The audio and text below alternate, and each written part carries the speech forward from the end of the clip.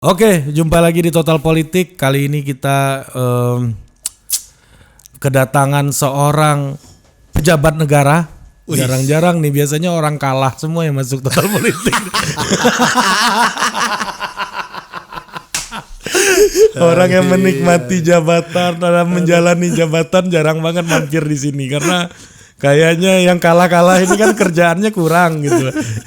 Atau yang udah pensiun gitu biasanya kan. Nah, akhirnya kita kedatangan seorang pejabat aktif. Beliau ini satu kampung sama gua. Ya kan, gua pakai baju Padang nih hari ini karena mencoba untuk mengapresiasi beliau gitu.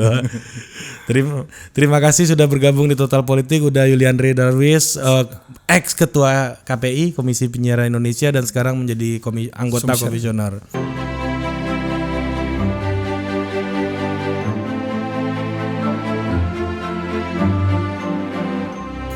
Terima kasih udah bergabung dah. Sama-sama Ari, Godfather-nya politik saat ini untuk milenial. Godfather. Ya kan, Godfather kan gitu tagline-nya.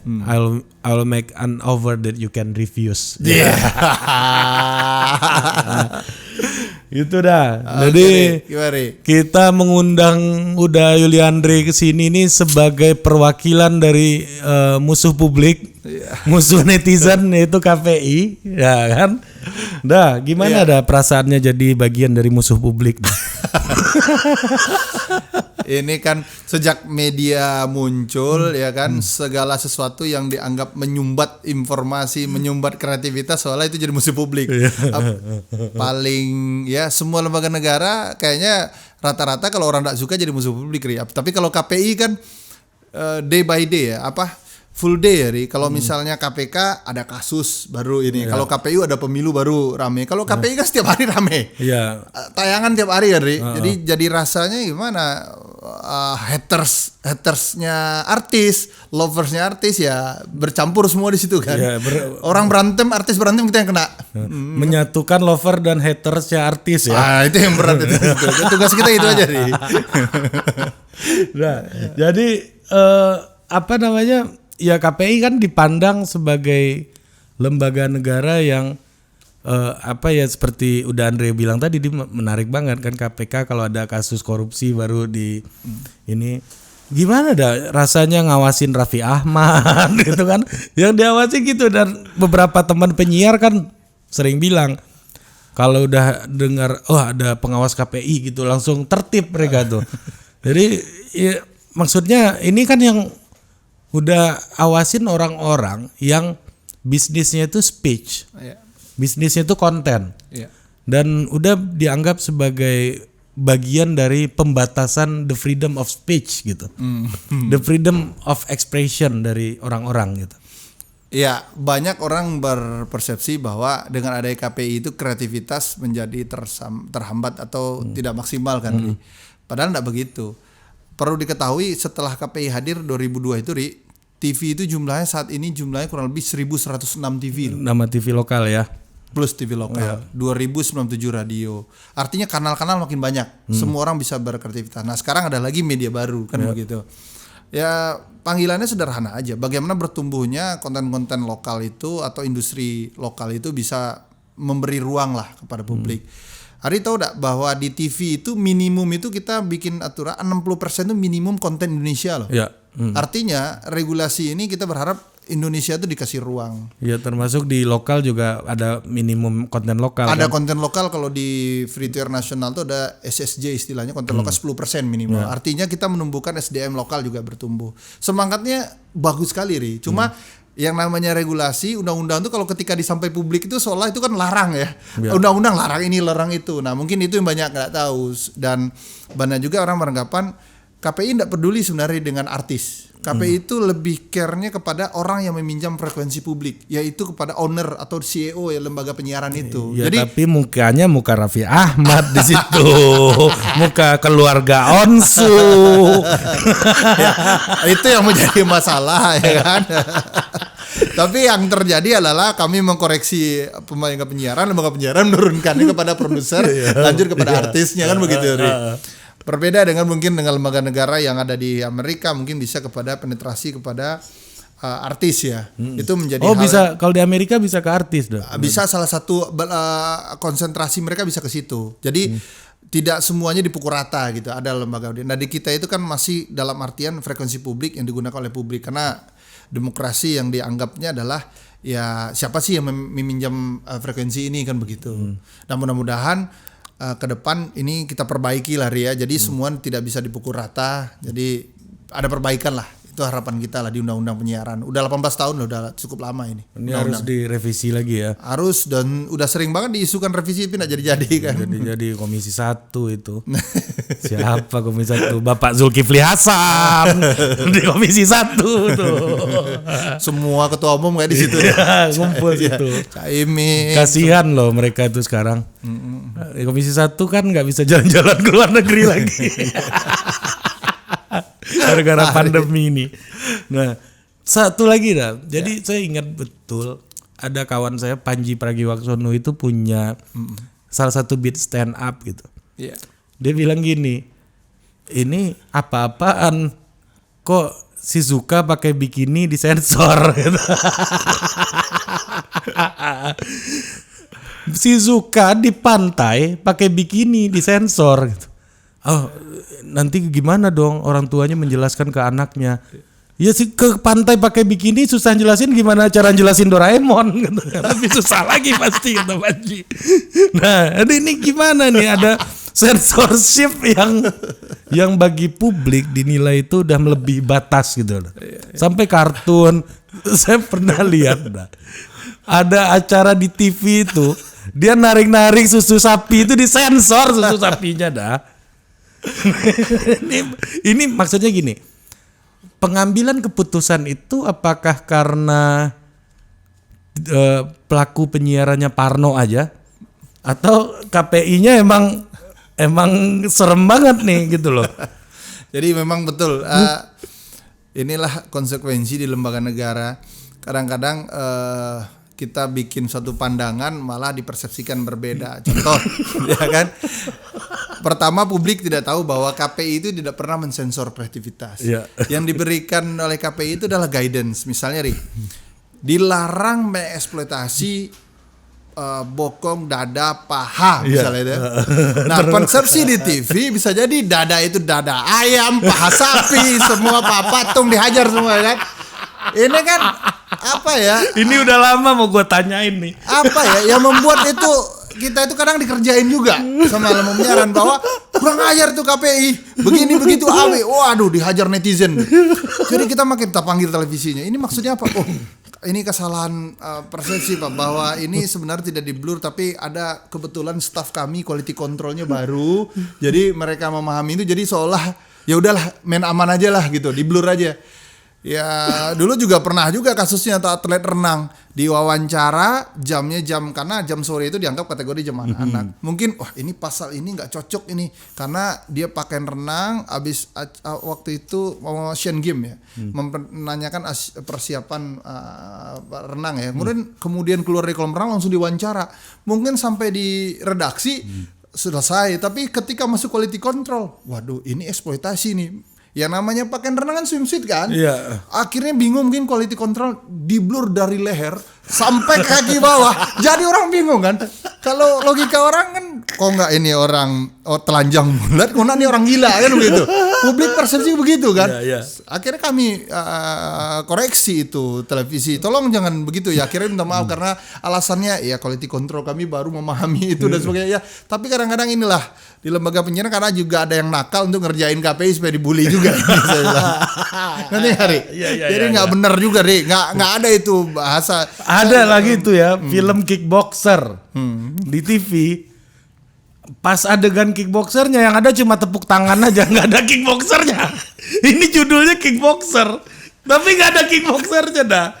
Ini apa yang membuat TV akhirnya memahaminya sejauh itu gitu. Iya, ini ada klausul mungkin ya. Ada sebab ada akibat kan ya. Ini industri padat orang ya. Artinya mungkin dan orang pun saya juga mau silih berganti datang. Jadi kadang-kadang ada reshuffle juga kan di bagian quality control, di reshuffle ke sini dan sebagainya kan begitu ya Ri.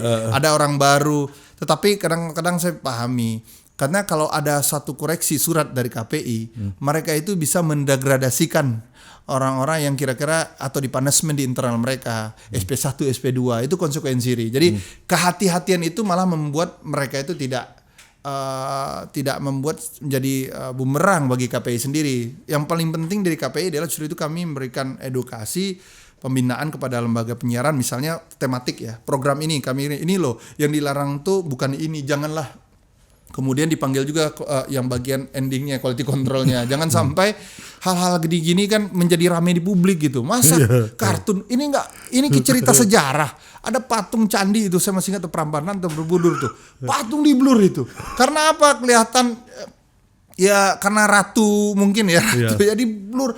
Jadi saya bilang gimana edukasinya kalau dengan blur itu membuat persepsi publik bahwa ini ada apa ya, kenapa di blur, jadi membuat orang jadi penasaran. Nah, ini yang terjadi dan itu udah rasain tuh fitnah itu dari ketika jadi ketua KPI 2016 itu paling berat itu. Lawannya mama semua tuh kan.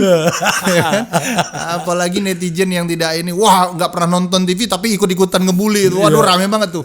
Jadi itu yang bikin Instagram tuh naik followernya. Iya kan TV rame sekarang. Omongan di TV siaran TV jadi rame karena naik di medsos kan. Kalau nggak naik di medsos nggak rame pasti.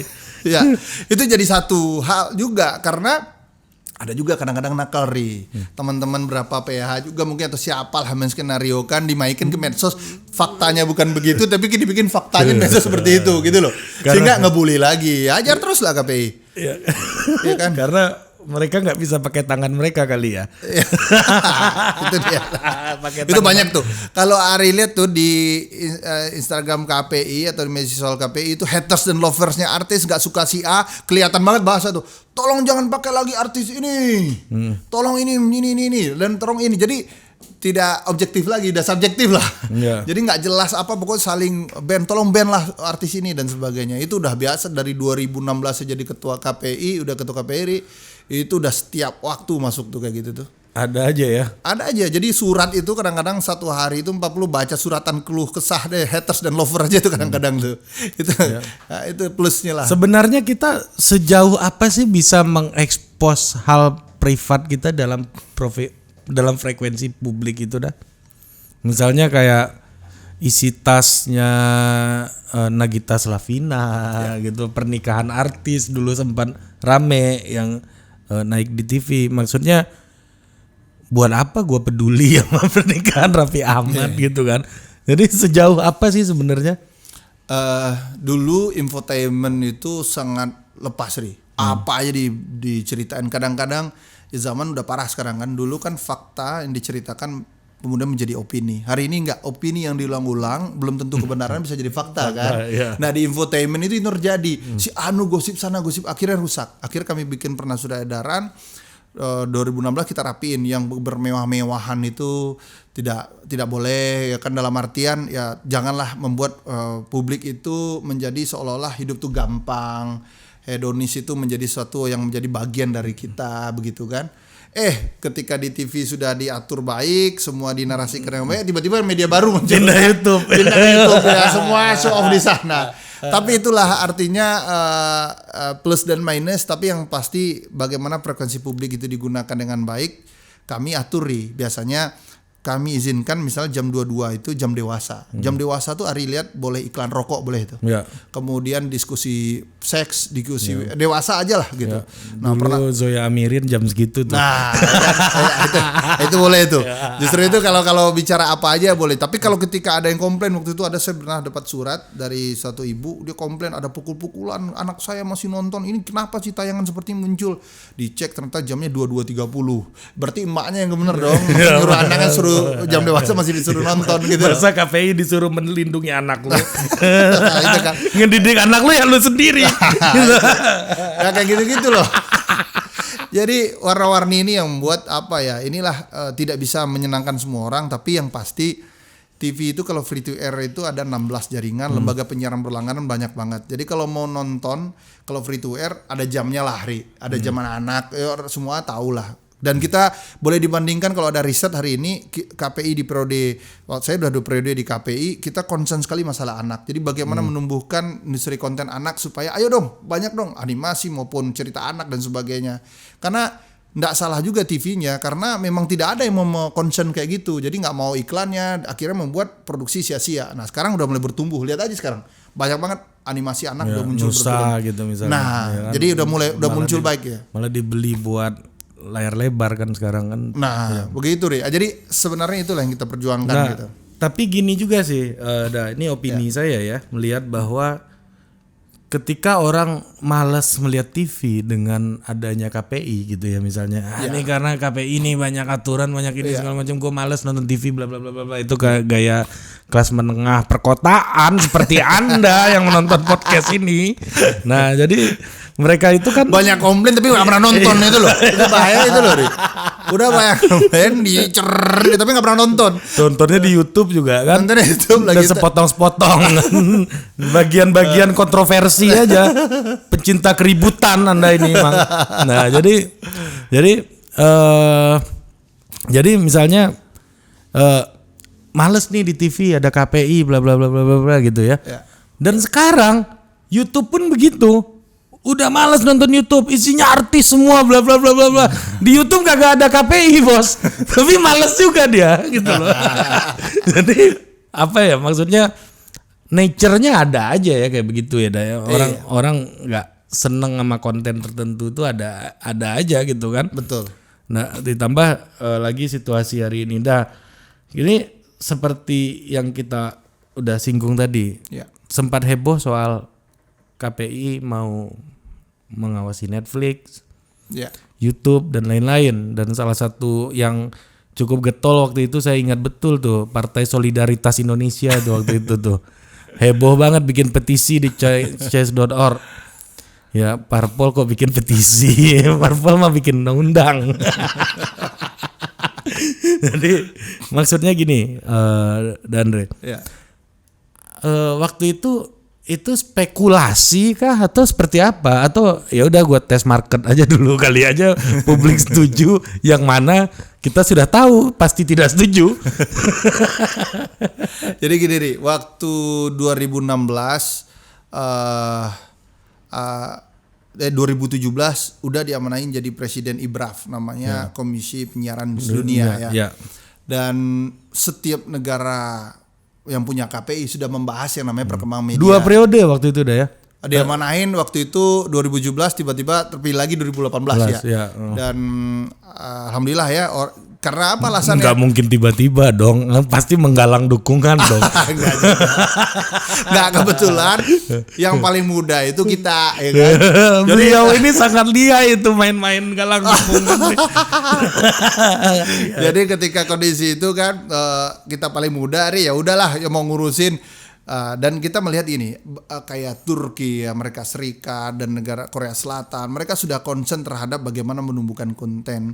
Jadi the king is content dan katanya queen is packaging itu memang terjadi, dan sekarang industri itu bertumbuh. Nah di Indonesia kita masih bicara tentang konvensional yang sudah 2002 itu udah tertib lah ketika ada udah undang-undang KPI. Nah sekarang masuk ke media baru kok nggak ada yang ngatur gitu, bukan ngawasin dari ngatur. Sederhananya ini kalau masuk ekspansi platform asing, tiba-tiba mereka yang merajai tapi nggak bisa kita atur, karena bukan bicara masalah pajak saja, tapi bagaimana memberikan privilege kepada konten-konten atau lokal gitu. Kalau TV aja kita paksa kan. TV kita paksa 60% minimal konten Indonesia begitu. 60% loh. Artinya kalau misalnya satu TV itu bisa nakal, bisa aja 100% karena konten asing lebih bagus, atau memindahkan konten Korea Selatan ke sini semua. Pasti K-popnya happy semua tuh. Tinggal diterjemahin aja kan. Ya, terjemahin. Hire aja translator yang banyak kan.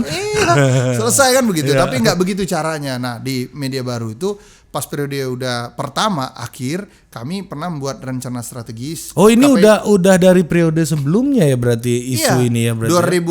Periode udah 2019 akhir kami bikin Renstra, akhirnya memahami ada definisi penyiaran, jangan-jangan undang-undang ini sudah memfleksibelkan bahwa apapun platform ada kata kuncinya media lainnya. Media lainnya ya. Apakah itu boleh nggak untuk jadikan media baru? Nah itu kan harus uji dulu. Nah tapi siapa yang nguji bingung. Tiba-tiba kemarin sempat rame kan. Ada yang nguji. Kita persepsi sederhana aja. Nggak perlu KPI yang ngatur siapapun lah. Sederhananya untuk melindungi industri dalam negeri. Kalau nggak Ri, kalau kita salah ngomong nih, hanya undang-undang apa yang bisa dipakai? ITE. ITE. Kalau ITE ini dipakai, semuanya pasti masuk penjara, Ri. Konten kreator nggak bisa dilindungi. Tapi kalau di KPI, panggil dulu. Anda bikin ini nggak? Maksud Anda apa? Begini. Oh ya udah. Kalau sekarang ini podcastnya Deddy Kobuzer itu pra peradilan netizen. Nah kayak gini maksudnya udah supaya dari kali ini baru kita drop programnya, baru kita delete program, panjang prosesnya, tidak langsung pidana. Ada tabayun dulu ya. Ada tabayun. Itu keren itu.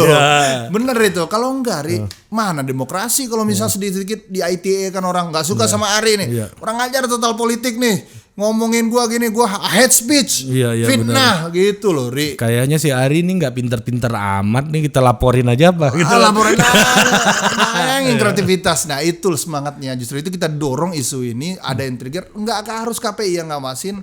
Kalau diberikan ruang KPI ya itu menjadi satu, nggak usah bikin lembaga baru lagi misalnya atau apa ya. Udah tinggal ngelanjutin aja. Tadi. Karena berapa negara kayak Malaysia aja ada MC, ada multimedianya masuk ke Amerika lebih dahsyat lagi. Lihat aja di iPhone itu ada yang namanya register by KPI Amerika, FCC namanya regulatory-nya. Karena telekomunikasinya dia yang menjadi satu berarti supervisi dia gitu. Broadcasting and infrastruktur telco, betul. Infrastruktur juga. Nah itu menjadi concern Ri. Jadi justru itu ketika periode baru, ketika ini digagas kembali, muncul lagi. Tapi karena isunya nggak sempurna, jadi macam-macam lah gitu. Ini gagasannya, ya maksudnya ya cuma dalam komunikasi kan, apa yang kita lempar belum tentu itu yang dimakan orang kan.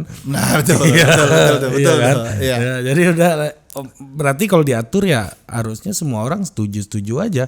Seharusnya setuju karena dengan konsep diatur konten kreatif bertumbuh. Contoh secara ekonomi pun kita lindungi. Misalnya kalau ada komplain orang langganan kayak Netflix. Lembaga penyiaran berlangganan nih. Ada TV. TV kabel masuk udah ya. KPI kan. Ketika kalau ada komplain orang, konsumen bisa ke kita bisa lakukan sue terhadap ataupun providernya. Kalau hari ini kan ada something yang error, kita nggak bisa komplain. Mau komplain kemana? Paling menjelek-jelekan di media sosial. Paling dibully terus, tapi nggak menarik ya kan gitu Ri. Nah ini itu gunanya menurutnya adalah semangatnya adalah untuk undang-undang itu. Ya misalnya kayak kalau misalnya ada regulasi, misalnya kayak TV 60% harus konten lokal, jangan-jangan Netflix akan invest banyak untuk konten-konten Indonesia gitu kan, yang untung juga artis Indonesia. Konten kreator Indonesia. Kan udah ada yang bagus-bagus beberapa itu udah. Betul. Udah pasti penonton Netflix juga kan. Penonton. Subscriber premium. Walaupun dituduh gitu kan. Tentunya kan udah sendiri tidak mau Netflix itu mengurangi kenikmatan dari Netflix itu sendiri gitu. Betul. Jadi sebenarnya kita nggak boleh mengaduk channel ini. Negara kita ini senang kan, kadang-kadang ada beberapa publik yang senang mengadu domba aduk cendol ya, itu macam-macam lah kayak politik. Iya, kan? Misalnya kayak Money Heist itu kan di Netflix itu kan film Spanyol kan. Betul. Iya kan? Betul. Malah ini jadi opportunity kita masuk ke pasar global juga sebenarnya. Betul. Oke, ini jadi ya. Ini kan kadang-kadang kita ini terlalu banyak political suuzon dah ya. Ya senangnya kan begitu ya, Ri. Jadi kadang-kadang berapa sebagian orang yang senang gitu, yang orang baiknya banyak diam, jadi ya susahnya begitu. Nah Kanada itu KPI-nya bahkan mewajibkan kayak Netflix tuh wajib konten Kanada, dan udah berapa negara sudah memulai untuk itu. Nah inilah concern kita, ayo sehingga didengar juga, walaupun mereka sebenarnya platform asing itu sudah dengar gitu, sudah pelan-pelan untuk adjust kondisi itu. Ketika ada regulasi ini mereka udah siap gitu loh, Ri. Kalau YouTube gimana dah? Kalau YouTube itu kan ya video ya, jadi agak repotnya begini, karena orang beranggapan ini pasti diawasin, jangan-jangan ini di blur kayak gitu. Saya kadang-kadang bingungnya gitu, Ri. Udah bingungnya kadang-kadang kok merasa padahal yang ngeblur TV. Nah, maksudnya paling bisa jadi YouTube misalnya bagi konten-konten yang kira-kira ada yang sadism, misalnya bunuh diri live dimasukin. Nah, itu di blok kayak otomatis oleh YouTube sendiri. Kayak yang kemarin penembakan itu kan ya, Ya, yang di New Zealand tuh. mereka kan sudah akhirnya ada edukasi yang dibangun oleh platformnya sendiri nih, bahwa you kalau mau masukin ke platform gua, you harus begini dong. Lo boleh apa aja kreativitas, tapi jangan misalnya sadism, kemudian lo orang perkosaan gitu-gitu loh. Dan membuat teredukasi. Jadi setiap orang yang menjadi content provider, gua nggak akan ditampilin di YouTube kayak gini nih, kayak gitu loh, Ri. Semangatnya itu adalah self censorship gitu terhadap orang-orang yang bikin konten gitu. Ya, dan ya kalau itu di Netflix agak susah sih, dah ideologinya beda tuh kayaknya. Netflix kan violent, Violent LGBT. kan. Kalau movie itu kayak udah beberapa kali diundang di KPI Prancis, dia selalu bilang bahwa kami tidak pernah menghambat creativity. Creativity itu is art ya. Jadi mereka bilang ya udahlah, paling kajian-kajian aja, jangan sampai lo menyinggung seorang Sarah atau apa misalnya kan. Nah sebenarnya itulah mereka nggak ada lembaga sensor misalnya. Nah, mereka nggak ada ya Prancis ya? Oh mereka tidak melakukan itu karena mereka menghargai banget seni kan begitu. Nah kalau sebab itu inilah karena kalau masyarakat sudah teredukasi gampang, nggak terlalu nggak terlalu repot lagi untuk bikin konten. Tapi kalau di kita kan karena tidak ada edukasi masalah regulasi ini membuat situasi semuanya seolah kok dilarang ya, kapan KPI ngelarang? Saya bilang kapan KPI ngelarang? Nggak pernah KPI melarang. TV tahu sekali kok yang mana yang benar dan salah, mereka teredukasi. Justru itu kami mengedukasi adalah stakeholder yang ada di industri TV-nya. Setiap waktu pasti kami lakukan sebuah pembinaan misalnya. Itu yang bahkan ada sekolahnya segala gitu loh. Dibina ini nih kata-kata. Yang kadang-kadang agak menakutkan. Ya, kadang begini, mereka itu kadang-kadang satu kali pelanggaran. Kok kenapa lagi program ini masalah? 2 kali era pembinaan gitu kan. Ada masuk coaching lah bahasa keren. Ya, siapanya yang kena bina biasanya tuh? Satu program itu, Di. Oh, satu program yang kena. Oh, dia unitnya per program ya. Jadi ini kalau satu-satu kita coaching, aduh mati kita nih, ya kan? Jadi hilir ke hulunya itu kita, jadi nggak ada lagi saling menyalahkan gitu loh. Iya. Ya lu harusnya lu yang lebih tahu lah cara bikin konten. Masa ini. Nah ini yang terakhir nih RCTI ini. Iya. Banyak yang mengaitkan bahwa RCTI kalah compete tidak dengan digital platform and new media, dan dia lagi bikin RCTI Plus gitu ya. Banyak yang mengaitkan dengan kayak gitu sehingga menggugat konten kreator kan, platform ya, penyedia platform ya. Nah, udah sebagai orang yang banyak berinteraksi dengan pemilik-pemilik media ya gitu. Apakah memang itu keresahan dari konvensional media hari ini? Mereka gagal gitu bertransformasi gitu. Kalau semua owner media menyadari bahwa disrupsi itu terjadi, tapi kalau dalam konteks iklan mereka masih survive. Bahkan mereka masih kategorinya luar biasa lah, kalau disebut angkanya, ada angka di kita itu untungnya lu dahsyat sekali nih. Jadi yang menjadi permasalahan memang bukan equal treatment kali ya. Jadi bagaimana memberikan hal yang sama. Jadi misalnya ini pribadi bukan sebagai lembaga negara ya, misalnya udah sendiri mengapresiasi ketika RCTI punya konvensional, punya juga yang namanya OTT. Tapi mereka patuh sekali apa ini konten ini mereka keluarkan di OTT dengan mengregulate yang sama begitu. Kalau mau nakal kan bisa aja di sini dibikin telanjangnya di OTT-nya nih. Ya kan, vulgar dan sebagainya, tapi mereka menghormati karena mereka Indonesianisnya yang udah pahami secara subjektif pribadi. Iya, itu yang didorong. Tiba-tiba kok ada platform yang asik, kok ini yang kok seolah-olah ini menjadi sistem kok menjadi tidak baik ya, menjadi edukasi tidak culture Indonesia banget gitu. Nah, ketika kita udah pribadi apresiasi sekali ketika sebenarnya ini sudah jadi renstra ujung di periode lalu, siapa ya yang bisa melakukan kembang-kembang itu, ternyata RCTI memulai ini karena RCTI melihat mungkin dalam kondisi nasionalisme ini kan harus ini kok nggak ada yang menyuarakan ya udah saya aja deh maju, satu TV umum, satu TV berita, iNews misalnya.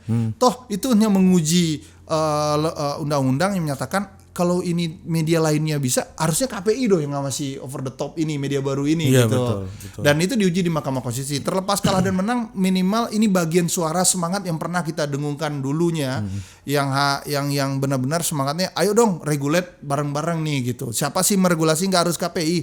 Kan orang kadang-kadang KPI kerjaannya banyak aja ini, mau kerjain ini juga gitu. Nah itu yang sebenarnya, dan kita lihat aja. KPI urus itu sinetron-sinetron. Nah, ya kan? Hidayah. Orang yang masuk molen. Apa tuh? Apa orang meninggal pakai kafan masuk molen cor-coran itu.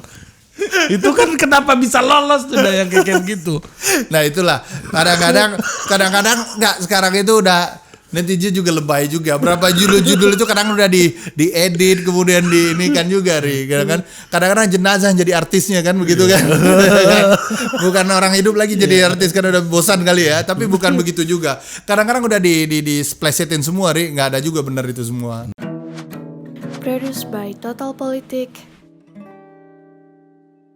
and powered by haluan.co.